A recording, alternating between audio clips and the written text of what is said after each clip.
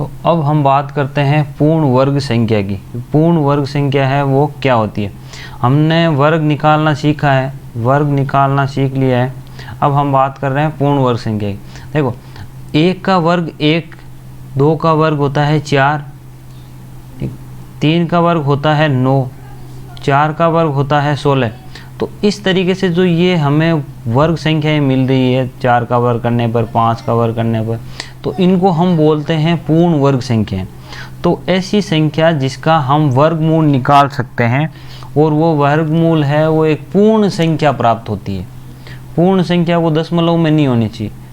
पूर्ण संख्या प्राप्त होने का मतलब है दशमलव में संख्या, उसका रिजल्ट है, उत्तर है, वो हमें दशमलव में नहीं मिलना चाहिए।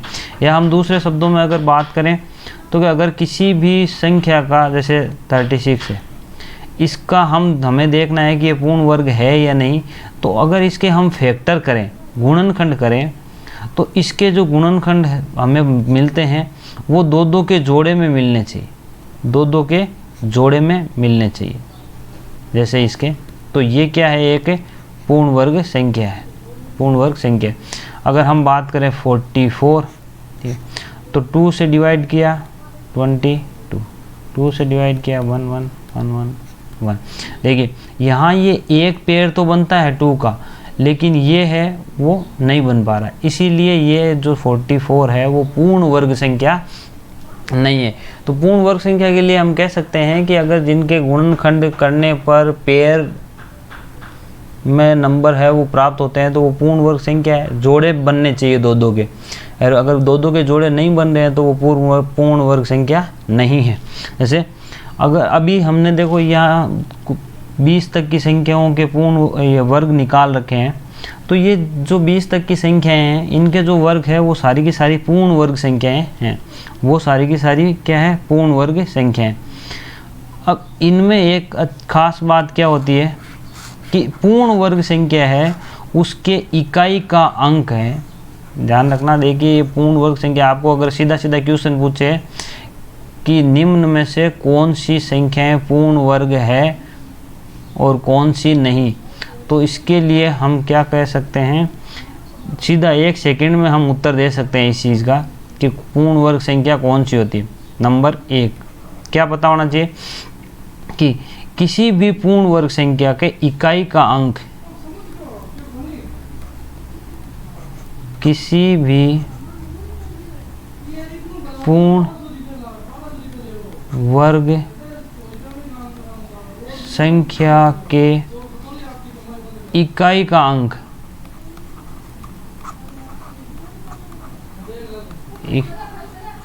इकाई का अंक मतलब यूनिट डिजिट है, वो यूनिट डिजिट वो क्या होगी, 1 0 0 1 4 5 6 9। मतलब किसी भी पूर्ण वर्ग संख्या, अगर कोई संख्या पूर्ण वर्ग है तो उसकी यूनिट डिजिट है, इकाई का जो अंक है वो 0 1 4 5 6 और 9 ही होता है। ठीक है, इसका मतलब ये नहीं है कि किसी के यूनिट डिजिट 1 या 4 है तो वो पूर्ण वर्ग संख्या है, लेकिन अगर कोई पूर्ण वर्ग संख्या है तो उसका जो यूनिट डिजिट होगा वो इनमें से ही होगा। जैसे दूसरी बात कि किसी भी पूर्ण वर्ग संख्या के इकाई का अंक, किसी भी पूर्ण वर्ग संख्या के इकाई का अंक, इकाई का अंक है वो 2 3 7 8 नहीं होता है, नहीं होता है। तो अगर आपको कोई संख्या दे दे कि बताइए ये पूर्ण वर्ग संख्या है या नहीं, 9 6 3 2 8 7 4 2 5 8, ये पूर्ण वर्ग संख्या है या नहीं, तो हम इसकी यूनिट डिजिट देखते ही बता देंगे कि ये पूर्ण वर्ग संख्या नहीं है, ना ये है और ना ये है। तो जो पूर्ण वर्ग संख्या होती है उसके इकाई का अंक, यूनिट डिजिट है वो 2 3 7 8 नहीं होता है। ये बहुत ही ज़रूरी बात है जो ध्यान रखनी चाहिए। और इसके बारे में एक तीसरी बात ध्यान रखने वाली ये है कि जो पूर्ण वर्ग संख्या होगी उसमें जो अगर बाद में जीरो आ रहे हैं तो उनकी संख्या हमेशा सम होगी। जैसे क्या होगी, नंबर ऑफ जीरोज है, शून्यों की संख्या हमेशा सम होगी। पर इसका मतलब ये नहीं है कि अगर किसी में शून्यों की संख्या या जीरोज की संख्या है वो सम है, इवन है, तो वो पूर्ण वर्ग संख्या है। ठीक है, जैसे अगर मैं लिखता हूँ कि 9 0, तो देखिए ये एक पूर्ण वर्ग संख्या है क्योंकि इसमें शून्यों की संख्या, हम इसके टुकड़े करें ना, अगर इसके गुणनखंड करके देखें तो ये 30 का वर्ग आती है। किसका? 30 का। जैसे आप देख लो 400 100, तो ये क्या है? पूर्ण वर्ग संख्याएं हैं। अगर ऐसे हो 1000 तो ये पूर्ण वर्ग संख्या नहीं है क्योंकि इसमें नंबर ऑफ जीरोज है, शून्यों की संख्या वो कितनी है? 3। और 3 क्या होती है? विषम संख्या होती है। तो किसी भी संख्या में अगर शून्यों की संख्या, नंबर ऑफ जीरोज इवन है तो वो संख्या है, वो पूर्ण वर्ग संख्या हो सकती है। अदरवाइज अगर विषम है तो वो किसी भी कंडीशन में पूर्ण वर्ग संख्या नहीं होगी। ठीक है, एक है कि पूर्ण वर्ग संख्या है उसके अंक, जैसे कोई भी पूर्ण वर्ग संख्या है उसके अंकों का योग हमेशा 1 4 7 9 ही होता है। मतलब अगर कोई, यहाँ लिख देता हूँ मैं, पूर्ण वर्ग संख्या के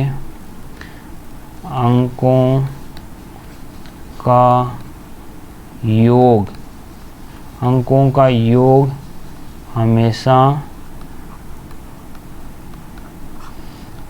1 4 7 और 9 ही होता है। अगर कोई संख्या पूर्ण वर्ग है तो उसके अंकों का योग 1 4 7 9 ही होता है। ठीक है, जैसे आप कोई भी संख्या, ये पूर्ण वर्ग संख्या इतनी दी हुई है, ये देख लो 121, अगर इसके अंकों का योग करें तो 1 + 2 + 1 कितना हो जाता है? 4। ठीक है, ये देखिए 144 कितना हो जाता है? 9। 4 + 4 + 1, ठीक है ना, 9। अब इसकी बात करें तो ये कितना हो जाता है? 16, फिर 6 और 1 कितना हो जाता है? 7। तो इस तरीके से कोई भी पूर्ण वर्ग संख्या है उसके अंकों का योग, ध्यान देना, अंकों का योग वो 1 4 7 9 ही होगा। परंतु इसका विपरीत ऐसा नहीं है कि किसी संख्या के अंकों का योग 7 है तो वो पूर्ण वर्ग संख्या होगी, नहीं। जैसे 61, कोई भी संख्या लेके देख सकते हो आप, इसके अंकों का योग तो 7 है पर यह पूर्ण वर्ग संख्या नहीं है। परंतु अगर कोई संख्या पूर्ण वर्ग संख्या है तो उसके अंकों का योग 1 4 7 9 ही होता है, इसके अलावा उसके अंकों का योग दूसरा नहीं होगा। तो किसी भी पूर्ण, आपको देखते ही पता चलेगा कि कोई संख्या पूर्ण वर्ग संख्या है या नहीं। इसके लिए ये 4 बातें हैं वो आपको ध्यान में रखनी पड़ेगी। पहली कौन सी है? किसी भी पूर्ण वर्ग संख्या के इकाई का अंक है वो 0 1 4 5 6 और 9 ही होता है। ठीक है, दूसरी है पूर्ण वर्ग संख्या के इकाई का अंक 2 3 7 8 कभी नहीं होता। अगर किसी भी संख्या के इकाई का अंक इनमें से है, इन 4 अंकों में से, मतलब 2 3 7 या 8 में से, तो वो संख्या पूर्ण वर्ग संख्या नहीं होगी। और किसी संख्या में अगर शून्यों की संख्या विषम है तो वह भी पूर्ण वर्ग संख्या नहीं होगी। उसका सम संख्या, शून्यों की संख्या है वो सम होगी तो वो पूर्ण वर्ग संख्या हो सकती है।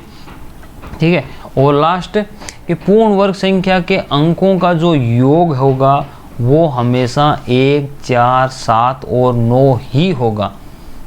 ठीक है, तो ये 4 बातें आप अगर ध्यान में रखें तो आप संख्या को देखते ही तुरंत से 1 सेकंड में उत्तर दे सकते हैं कि ये पूर्ण वर्ग संख्या है या नहीं है। ठीक है, देखिए तो ये पूर्ण वर्ग संख्या की पहचान करने के 4 जो है इजी से फैक्ट है इनके बारे में, पूर्ण वर्ग संख्याओं के बारे में, जो आप देखते ही पता चल जाएगा कि ये पूर्ण वर्ग संख्या है या नहीं। इसका क्वेश्चन सीधा पूछा जाता है कि कौन सी संख्या पूर्ण वर्ग संख्या। अब आप वहाँ निकालने तो बैठोगे तो बहुत टाइम लग जाएगा, क्यों?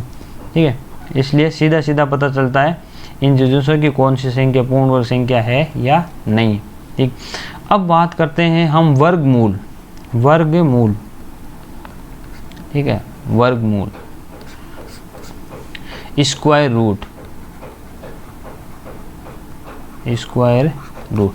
ठीक है, हमने ये 1 का वर्ग 1 होता है, 2 का 4, ये यहाँ वर्ग करके रखे हैं।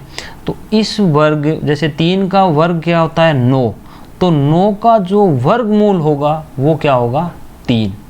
ठीक है, 4 का वर्ग 16 होता है, तो 16 का वर्ग क्या होता है 4। 16 का वर्ग क्या होता है 4। तो वर्गमूल हम आसानी से निकाल सकते हैं। जैसे इसको वर्गमूल निकालने की 3 विधियां होती है वैसे। एक तो होती है गुणनखंड।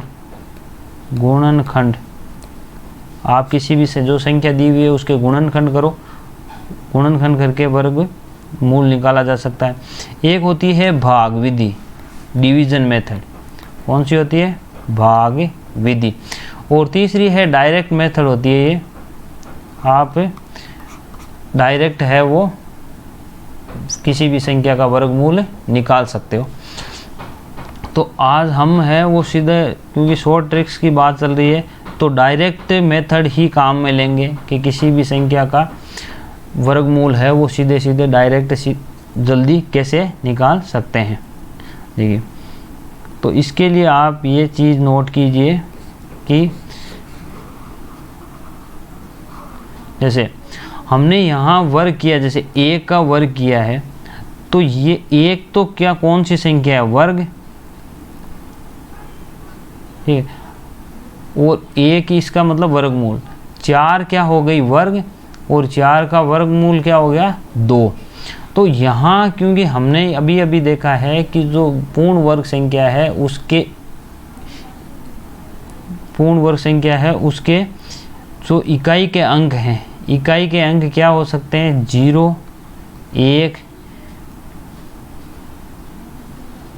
4, 5, 6 और 9, ये है वो इकाई के अंक हो सकते हैं। तो हम देखेंगे कि जिस संख्या का हमें वर्गमूल निकालना है उसके इकाई का अंक क्या होता है। जैसे हमने यहाँ 1 का वर्ग किया है, 1 का वर्ग किया है, तो इकाई का अंक हमें 1 मिल रहा है। तो 11 का करो, क्योंकि इकाई का अंक जहाँ यूनिट डिजिट 1 है, अगर उस संख्या का कोई भी संख्या हो सकती है, 1 हो सकती है, 11 हो सकती है, 21 हो सकती है, 31 हो सकती है, तो उसका अगर हम वर्ग करते हैं तो जो वर्ग संख्या मिलेगी हमें वो क्या मिलेगी? यूनिट, उसकी भी यूनिट डिजिट है, वो इकाई का अंक है, वो क्या मिलेगा? 1। इसी प्रकार अगर हम कोई संख्या, ऐसी संख्या का वर्ग कर रहे हैं जिसका यूनिट डिजिट 9 हो, तो भी हम उसका वर्ग करने पर जो वर्ग पूर्ण वर्ग संख्या हमें मिलती है उसकी भी यूनिट डिजिट क्या होती है? 1 ही होती है। इस तरीके से अगर किसी वर्गमूल संख्या का इकाई का अंक 1 है, इकाई का अंक 1 है, तो वो किसका पूर्ण वर्ग हो सकती है? पूर्ण वर्ग या वर्ग संख्या कौन सी हो सकती है? या तो ऐसी संख्या का वर्ग किया है जिसका इकाई का अंक 1 हो, या फिर 9 हो।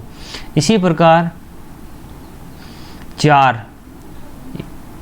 अगर किसी जिस संख्या का हम वर्गमूल निकाल रहे हैं उसके इकाई का अंक 4 हो, उसके इकाई का अंक क्या हो?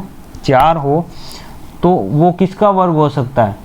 या तो 2 का वर्ग किया गया है, क्योंकि 2 का वर्ग करने पर 4 मिलता है, और या फिर 8 का वर्ग किया है, तो किसका वर्ग किया है?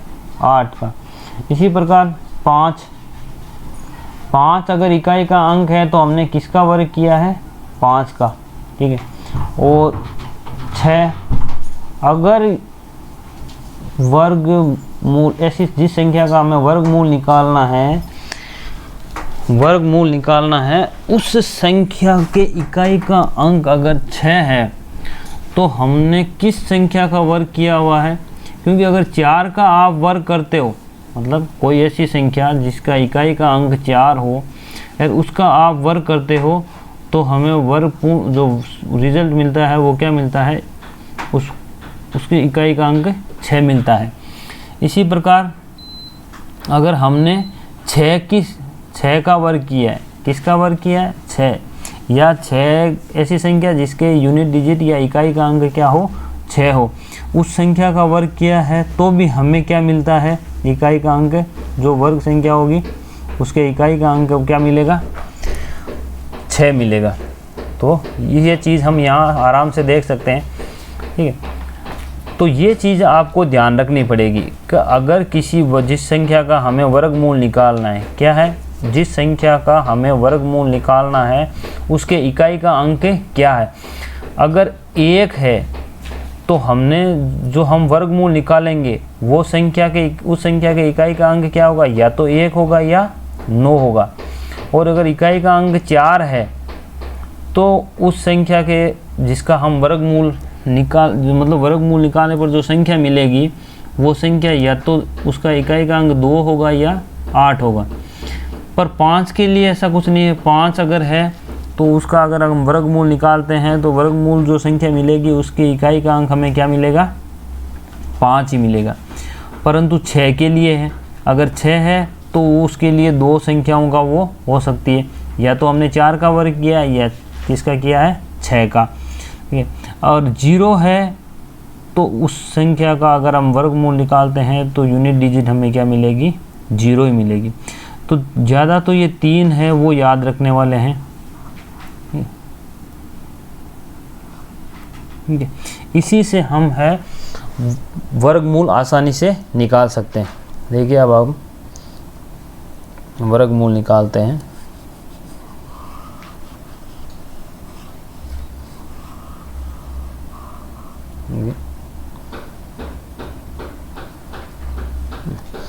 जैसे कोई भी संख्या आपको दी हुई है, इस संख्या का आपको बोल दे कि वर्गमूल क्या होगा, इस संख्या का वर्गमूल, ठीक है, स्क्वायर रूट निकालो। तो हम पहले देखो इसका देखेंगे यूनिट डिजिट, इकाई का अंक क्या है, ठीक है, इकाई का अंक क्या है। अगर इस संख्या के इकाई का अंक 6 है तो हमने जिस संख्या का वर्ग किया है उसका इकाई का अंक क्या हो सकता है? देखिए यहाँ या 6 है तो उसके इकाई का अंक क्या हो सकता है? या तो हमने 4 का वर्ग किया है या फिर किया है 6 का वर्ग। मतलब जिस संख्या का हमने वर्ग किया है उसके इकाई का अंक या तो 4 है या 6 है। तो अब ये बात होगी। अब इससे आगे हमें देखना है कि जो ये 2 संख्या है इसके साथ हम क्या करते हैं? 2 संख्या छोड़ दी और आगे वाली संख्या है वो किसके वर्ग के पास है? तो ये 5 के वर्ग की से बड़ी संख्या है। तो 5 के वर्ग से बड़ी है तो ये 54 का वर्ग हो सकता है या फिर 56 का वर्ग हो सकता है। तो इसके लिए हम देखो 5 को किससे गुणा करते हैं? इससे आगे वाली संख्या 6 से गुणा करते हैं। तो ये क्या हो गया? 30। अब देखो 30 से ये संख्या बड़ी है, जो हमें ये संख्या है 31 वो क्या है? 30 से बड़ी है। इसका मतलब जो हम जिस संख्या का वर्ग करने जा रहे हैं वो क्या है? ये बड़ी वाली संख्या है। देखिए आप दूसरी संख्या लेते हैं तब समझ में आएगा अच्छे से कि मैं क्या कहना चाह रहा हूँ।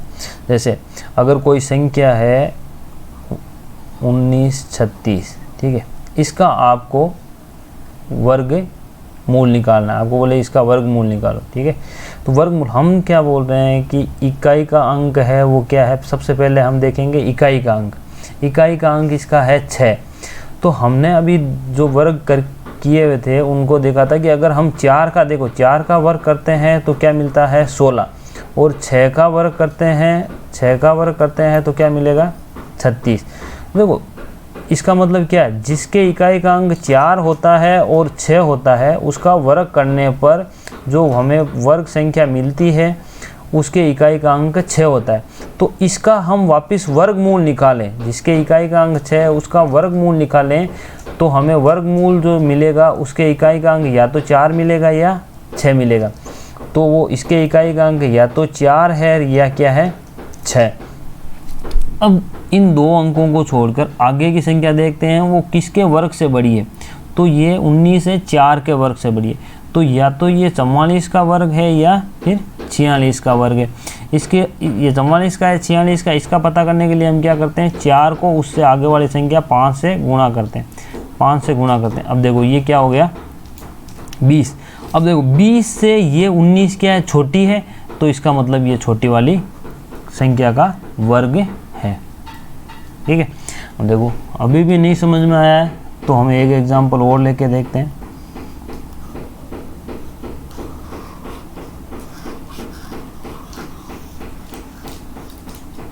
देखिए मैं कोई संख्या लेता हूँ,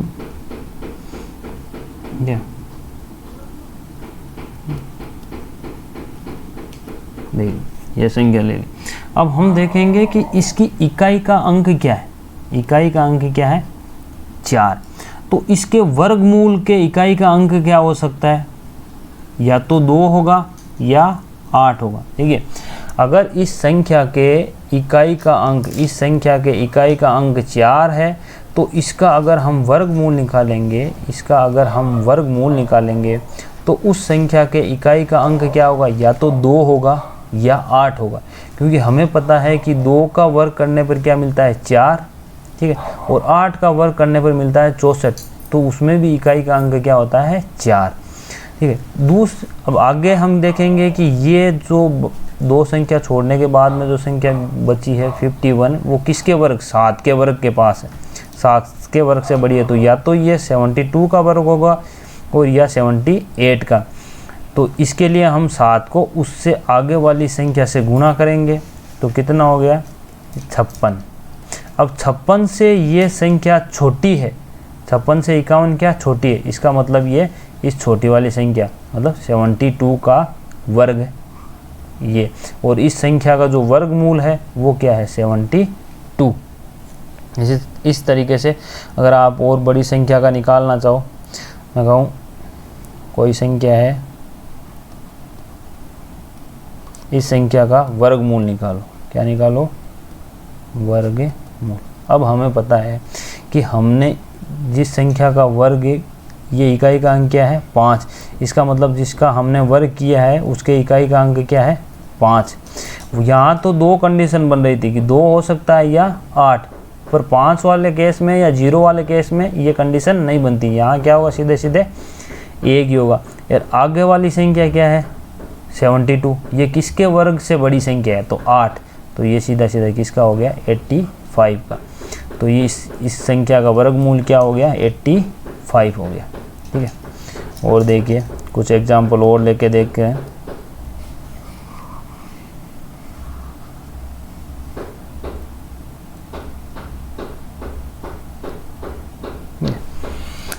ऐसे 6084 ये संख्या है और इसका आप को बोल दिया कि वर्गमूल क्या होगा, वर्गमूल क्या होगा। तो इसके इकाई का अंक क्या मिल रहा है अपने को 4, इकाई का अंक क्या है 4। इसका मतलब या तो 2 का वर्ग किया है, जिस संख्या का हमने वर्ग किया है वो 2, इसके इकाई का अंक 2 है, या फिर क्या है 8, या फिर क्या है 8। ये बात हो गई इतनी। अब आगे ये किसके वर्ग से बड़ी है 7, तो या तो वो संख्या क्या है 72 है या 78। तो 7 को हमने क्या किया 8 से गुणा किया, तो ये क्या हो गया 56। अब देखो 60 क्या है इससे बड़ी है। देखते हैं अगर बड़ी संख्या है इससे, 7 को 8 से उससे आगे वाली संख्या से गुणा करने पर अगर बड़ी संख्या जो संख्या मिल रही है उससे ये संख्या बड़ी है तो ये किसका वर्ग है 78, बड़ी वाली संख्या का वर्ग। तो इस संख्या का वर्गमूल क्या हो गया 78। इस तरीके से आगे एक देखिए और अगर हम करें 15876, आपको बोल दे कि इस संख्या का करो, इस संख्या का वर्गमूल क्या होगा वर्गमूल। तो हम देखेंगे क्या यूनिट डिजिट। तब देखिए इकाई का अंक इसमें 6 है, इसमें इकाई का अंक क्या है 6। तो या तो इस जिसका वर्गमूल किया है वर्ग किया है वो संख्या मतलब इकाई का अंक 6 है तो हमने किस संख्या का वर्ग किया है, जिसके इकाई का अंक या तो 4 हो या क्या हो, फिर 6 हो। यहाँ ये संख्या 2 को हम इनसे इकाई का अंक हमें पता चल गया कि जो वर्गमूल होगा उसके इकाई का अंक क्या होगा, या तो 4 होगा या 6 होगा। अब ये जो बाकी 3 संख्याएं बची है वो किसके वर्ग के पास में, तो ये है 12 के वर्ग, तो या तो ये 124 का वर्ग है या फिर 126 का वर्ग है। तो उसके लिए हम क्या करते हैं, 12 का वर्ग के पास है तो 12 को 13 से गुणा करते हैं, तो वो क्या हो जाता है अपने 156। अब 156 से ये संख्या बड़ी है तो ये बड़ी संख्या का वर्ग है। मतलब इस संख्या 15876 का वर्गमूल क्या हो गया, 126।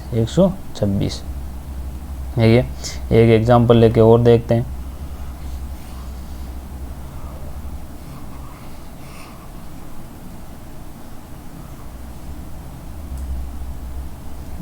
देखना संख्या आपको दी हुई है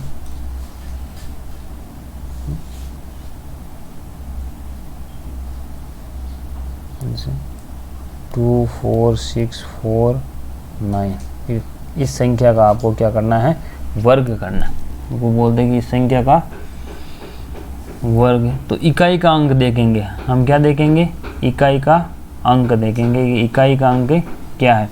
देखिए इकाई का अंक यहाँ है 9, इकाई का अंक क्या है 9। तो हमने यहाँ इकाई का अंक अगर 9 है तो या तो 3 का वर्ग किया है या 7 का वर्ग किया है। तो हमने यहाँ एक चीज़, ये चीज़ लिखी नहीं कि अगर इकाई का अंक क्या हो, इकाई का अंक क्या हो 9 हो, तो या तो हमने किसका वर्ग किया है 3 का, या फिर किसका किया है 7 का, या फिर किसका किया है 7 का। ठीक है, तो इकाई का, क्योंकि 3 का वर्ग करने पर हमें 9 मिलता है और 7 का वर्ग करने पर 49 मिलता है, तो उसकी इकाई का अंक भी क्या मिलता है 9। तो ये जो संख्या हमें दी हुई है 24649, उसके जो दो संख्याओं से हमने क्या पता कर लिया कि इसका वर्गमूल के इकाई का अंक क्या होगा, या तो 3 होगा या 7 होगा। अब ये बाकी 3 अंक है वो किसके वर्ग के पास है, तो ये 15 के वर्ग से बड़ी है और 16 से छोटी, तो 15 या यहाँ लिख देते हैं, तो या तो ये 153 का वर्ग है या फिर 157 का वर्ग है। अब किस संख्या का है उसके लिए हम 15 को उससे आगे वाली संख्या से गुणा कर देते हैं। 16 से गुणा कर दिया, 16 से गुणा किया तो अपने पास आएगा 240। अब 240 से ये संख्या बड़ी है तो ये बड़ी वाली संख्या का वर्ग है। ये क्या है 157 का वर्ग है ये संख्या, तो इस संख्या का वर्गमूल क्या हो जाएगा 157। तो इस तरीके से हम 5 अंकों तक की जो संख्याएं होती है उनका वर्गमूल है वो आसानी से निकाल सकते हैं। ठीक है।